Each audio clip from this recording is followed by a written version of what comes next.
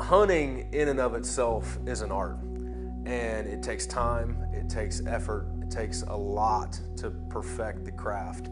And that's one thing that we're trying to do with these series of prints, is to tie in hunting and art together.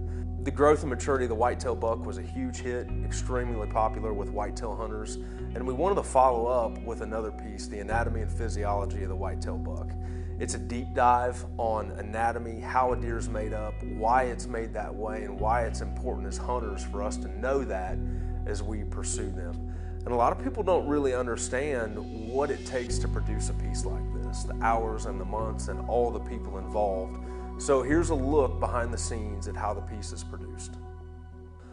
So a print like this starts with an idea, and I've bow hunted my whole life. I've always been fascinated with shot placement, fascinated with whitetails in general and how they're built, their leaping and running ability. And it started with a lot of research, even old school books that, like Da Vinci, when he was studying animals in general and horses. And then I really got into a deep dive on whitetail anatomy, where their vitals are located, why they're built the way that they are, how their body works and is structured.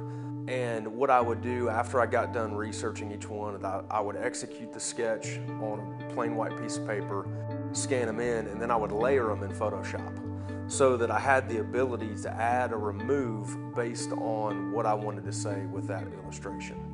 Once those illustrations were complete, we put them in the layout and InDesign and started working around placement, copy, and how we wanted to say and define each organ as it relates to how a hunter would want to see it.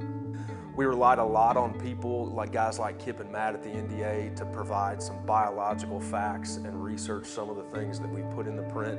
And from there, the print really takes on sort of a life of its own. You're evolving and adapting, adding and subtracting.